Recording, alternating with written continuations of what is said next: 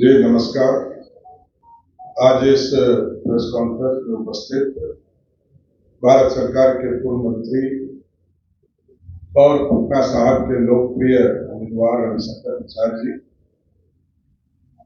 भारत सरकार के पूर्व मंत्री और पाटलिपुत्रा के लोकप्रिय उम्मीदवार रामकृपाल यादव जी, बिहार सरकार के माननीय मंत्री आदरणीय नितिन नवीन जी, दानिश इकबाल जी, सम्मानित सभी मीडिया के साथीगण, आज एक सूचना आप लोगों को देनी है कि देश के यशस्वी प्रधानमंत्री आदरणीय नरेंद्र मोदी जी यह इतिहास में पहली बार बिहार की पावन धरती पर पटना में पहली बार कोई प्रधानमंत्री जी का रोड शो होने वाला है और 12 तारीख को संध्या के समय जो है पटना में पहली बार किसी प्रधानमंत्री के माध्यम से रोड शो का कार्यक्रम किया जाएगा और वो बेली रोड से चलकर आएंगे और पूरे आपके डाकबंगला के इलाका में रोड शो का कार्यक्रम होगा और पूरे प्रदेश को यह संदेश देने का काम करेंगे कि जो देश के यशस्वी प्रधानमंत्री जी ने पिछले 10 वर्षों में भारत के विकास के लिए, भारत की समृद्धि के लिए, भारत के आर्थिक विकास के लिए, भारत के संविधान को बचाने का काम किया है, भारत के सभी वर्गों को आरक्षण की व्यवस्था और सुदृढ़ करने का काम किया है। ये सारे चीज उस रोड शो के माध्यम से आपको बिहार की झलक भी दिखेगी और बिहार के लोगों ने जो तैयारी किया है, पटना के साथ साथ बिहार के लोग उस दिन उपस्थित होकर आपको संदेश देंगे कि देश को समृद्ध बनाने में आदरणीय प्रधानमंत्री जी ने काम किया है, उसकी पूरी झलक भी आपको उस कार्यक्रम के माध्यम से दिखेगा। धन्यवाद। जारी किया जाएगा, लेकिन शाम के समय वो आएंगे। यादव ने कहा कि प्रधानमंत्री जी आ रहे हैं तो पटना यूनिवर्सिटी का दर्जा नहीं, वो स्वाभाविक एक प्रक्रिया का काम है, वो होगा, उसमें कहीं दो मत नहीं है। जहां तक बिहार की स्थिति है बड़ा स्पष्ट तौर पर है।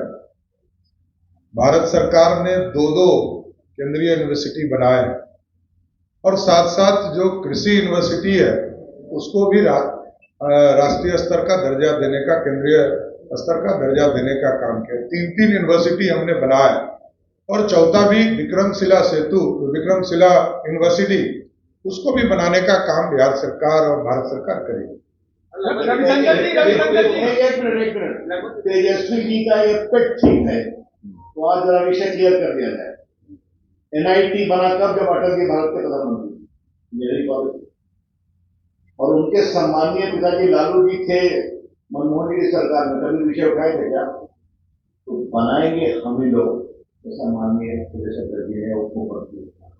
तो इस तरह से हमेशा जो एक पेट थीम रखते हैं, पटना बिहार में IIM आ गया कि नहीं, बोधगया में 2 सेंट्रल यूनिवर्सिटी आई कि नहीं, NIT आया कि नहीं, एम्स आया कि नहीं, इतना करके दिखाया।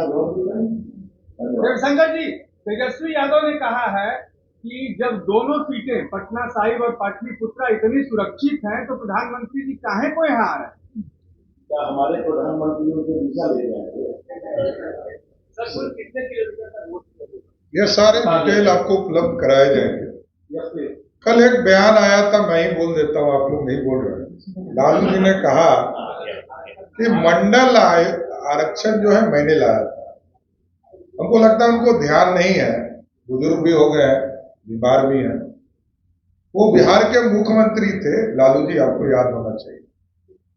लालू जी जनता दल के नेता जरूर थे, उनको ये पता नहीं है कि बीपी सिंह जी जब प्रधानमंत्री थे तो 146 सांसद ही मात्र थे, मात्र 146 सांसद, और 197 मतलब 200 सांसद कांग्रेस पार्टी का था, 85 सांसद भारतीय जनता पार्टी का था और अटल जी और आडवाणी जी ने इस देश में मंडल कमीशन को समर्थन करके पिछड़ों को न्याय देने का काम किया।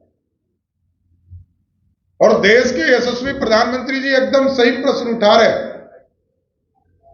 कि लालू जी सिर्फ एक जाति धर्म के लोगों को आरक्षण के पक्ष में रहते हैं।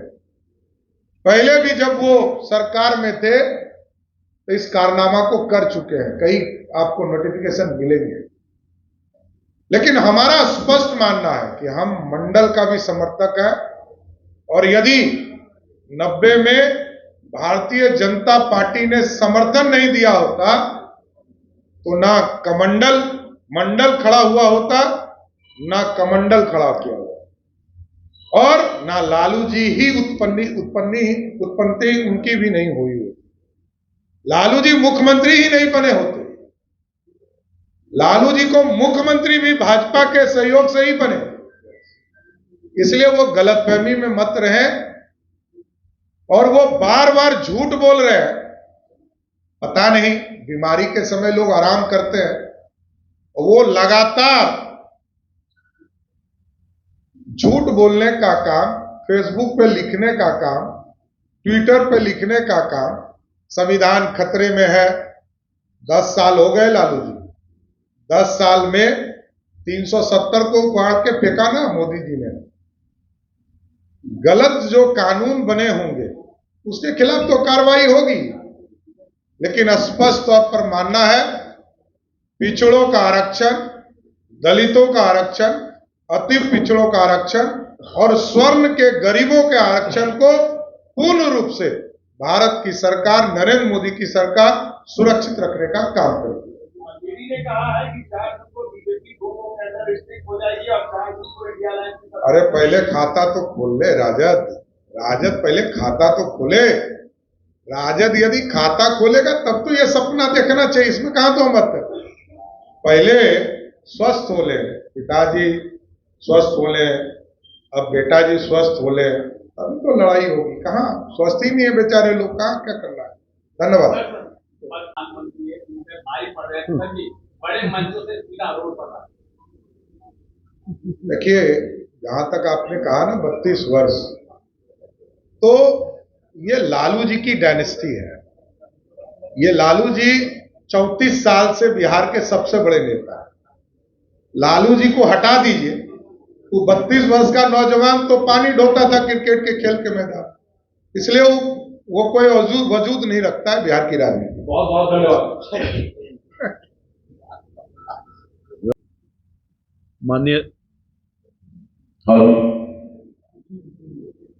माननीय अध्यक्ष जी, आदरणीय सम्मानीय नेता और पटना साहिब के उम्मीदवार आदरणीय श्री रविशंकर जी, मेरे छोटे भाई और बहुत प्रिय बिहार सरकार के माननीय मंत्री जी, आज जैसा कि माननीय अध्यक्ष जी ने कहा, बहुत ही आश्चर्य सुखद है अनुभव हम लोग प्राप्त कर रहे हैं कि मेरे घर में देश के यशस्वी प्रधानमंत्री जी आ रहे हैं। और सचमुच में मेरे राजनीतिक जीवन का लंबा कैरियर है, मैंने कभी नहीं देखा कि कोई प्रधानमंत्री रोड शो कर रहा है। इससे बहुत उत्साह है, जैसे पटना में बल्कि पाटलिपुत्रा के गांव गलियों तक की आवाज और मोदी जी को स्वागत करने के लिए आ रहे हैं। पूरे बिहार में एक उत्साह का माहौल, पटना साहिब में तो आ ही रहा है।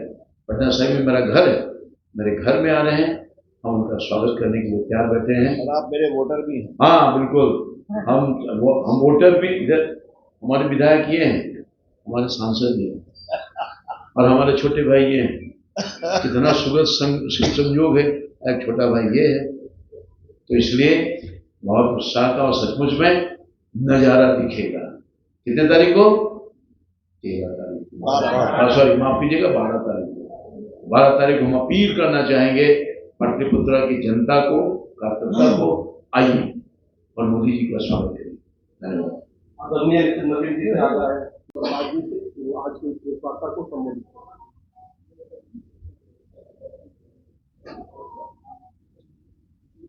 क्या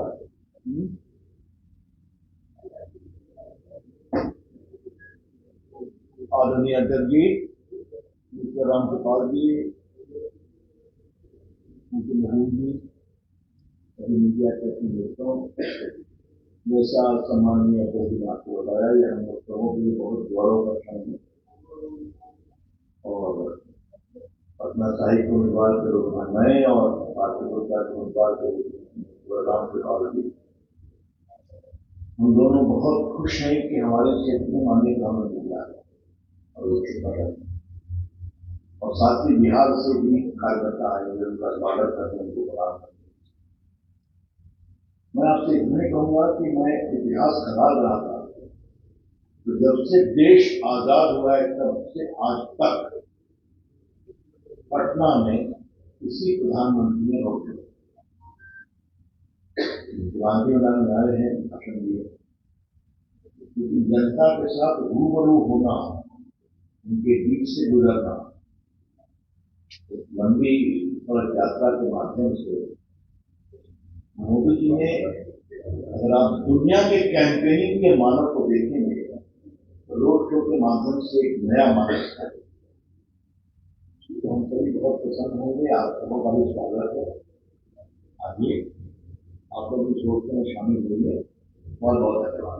अब मैं आशा करता हूँ आदरणीय बिहार से लोग आएंगे, बाकी आएंगे, बहुत उत्साह रहता है। जैसे मालूम हुआ है हम लोग को फोन कर रहे हैं,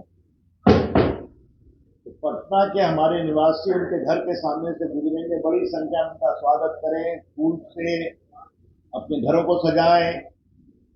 उनके लिए आज बहुत ऐतिहासिक अवसर है अपने प्रधानमंत्री का स्वागत करने का। देश भर में जैसे लोग दीपक से, फूलों से, लड़ियों से उनका स्वागत करते हैं अपने घर के सामने। मैं आग्रह करूंगा सारे पटना वासियों से कि पटना आए, बाकी दूसरा के हमारे वासियों से प्रधानमंत्री का उत्साह के साथ स्वागत करें।